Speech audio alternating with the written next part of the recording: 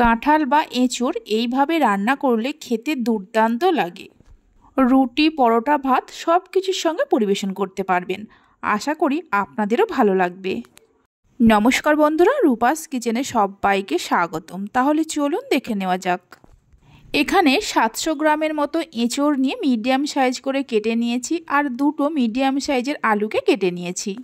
এবার গ্যাসের ওপর একটা কড়া বসিয়ে কড়ার মধ্যে দিয়ে দেব সাদা তেল। তেল গরম হলে কেটে রাখা আলুগুলো দিয়ে দেব। অল্প করে নুন আর হলুদ দিয়ে গ্যাসের ফ্লেমটা হাইতে করে আলুগুলোকে ভালো করে ভেজে নেব। রান্নাটা আমি সাদা তেলে করছি, আপনারা চাইলে সর্ষের তেলেও করতে পারেন। আলুগুলোকে ভালো করে ভেজে নেওয়ার পর তুলে নিয়ে রেখে দেব।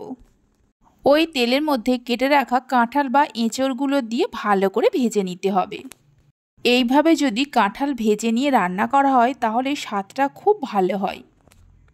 গ্যাসের ফ্লেমটা হাইতে রেখে ভেজে নেব। কাঁঠালগুলোকে ভালো করে ভেজে নেওয়া হয়ে গেছে। এবার তুলে নিয়ে রেখে দেব। ওই কড়াতে আরও একটু সাদা তেল দিয়ে দেব। তেলের পরিমাণটা আপনারা নিজেদের প্রয়োজন মতো বাড়িয়ে কমিয়ে নিতে পারেন। তেলের মধ্যে দিয়ে দেব একটা গোটা শুকনো লঙ্কা, একটা তেজপাতাকে 2 টুকরো করে নিয়ে দিয়ে দেব। অল্প করে গোটা জিরে দিয়ে দেব। মিডিয়াম ফ্লেমে ফোড়নটাকে একটু ভেজে নেব। প্রায় 10-12 সেকেন্ড ভেজে নেওয়ার পর দিয়ে দেব দুটো মিডিয়াম সাইজের পেঁয়াজকে কুচিয়ে নিয়ে। পেঁয়াজগুলো দেওয়ার পর হালকা লাল করে ভেজে নেব। পেঁয়াজ একটু লাল লাল করে ভাজা হয়ে যাওয়ার পর এর মধ্যে দিয়ে দেব 1 চামচের মতো আদা রসুন বাটা। আদা রসুনটা দেওয়ার পর আবারও একটু ভেজে নেব, মানে আদা রসুনের কাঁচা গন্ধটা যাওয়া পর্যন্ত। প্রায় মিনিট 2-3 ভেজে নেওয়ার পর দিয়ে দেব দুটো মিডিয়াম সাইজের টমেটোকে কুচিয়ে নিয়ে। টমেটোটা দেওয়ার পর পেঁয়াজ আদা রসুনের সঙ্গে একটু ভেজে নেব। 2-3 মিনিট ভেজে নেওয়ার পর দেখুন টমেটোগুলো গলে গলে গেছে। এই সময় গ্যাসের ফ্লেমটা একদম লোতে করে এর মধ্যে দিয়ে দেব অল্প করে জল। 1 চামচের মতো হলুদ গুঁড়ো দিয়ে দেব, 1/2 চামচ দিয়ে দেব জিরে গুঁড়ো, 1/2 চামচ ধনে গুঁড়ো আর 1/2 চামচ ঝাল লঙ্কার গুঁড়ো। সব কিছুকে মিশিয়ে নিয়ে মিডিয়াম ফ্লেমে কিছুক্ষণ কষিয়ে নেব, যতক্ষণ না মশলা থেকে তেল ছাড়ে। আপনারা যেমন ঝাল খাবেন সেই মতো লঙ্কার গুঁড়ো দেবেন।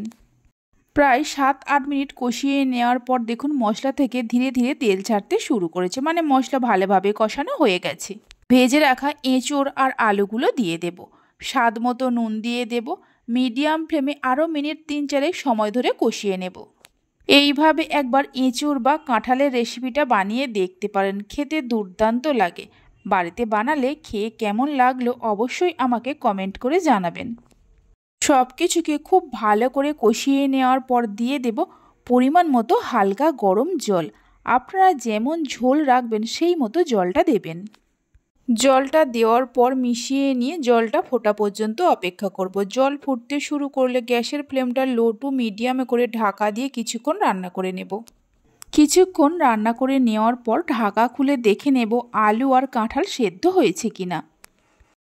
দেখুন আলু আর কাঁঠাল খুব সুন্দরভাবে সেদ্ধ হয়ে গেছে। এই সময় দিয়ে দেব 3টে চেরা কাঁচা লঙ্কা, অল্প একটু বাতাসার জায়গায় চিনিও দিতে পারেন। অল্প করে গরম মশলা গুঁড়ো দিয়ে দেব আর 2 চামচের মতো ঘি দেব। সব কিছুকে মিশিয়ে নিয়ে গ্যাসের ফ্লেমটা বন্ধ করে দিয়ে ঢাকা দিয়ে কিছুক্ষণ রেখে দেব। রেসিপি ভালো লেগে থাকলে অবশ্যই একটা লাইক করবেন, বন্ধুদের সঙ্গে শেয়ার করবেন। ভালো লাগলে চ্যানেলটি সাবস্ক্রাইব করে পাশে থাকা বেল আইকনটি প্রেস করবেন নতুন রেসিপির আপডেট পাওয়ার জন্য। প্রায় 5-6 মিনিট পর ঢাকা খুলে দেখাচ্ছি, দেখুন কত সুন্দর হয়েছে। এবার যে কোনো কিছুর সঙ্গে পরিবেশন করতে পারেন, খেতে দুর্দান্ত লাগে। তাহলে চলুন ভিডিওটা আমি এখানেই শেষ করছি। আপনারা সবাই ভালো থাকবেন, সুস্থ থাকবেন। ধন্যবাদ।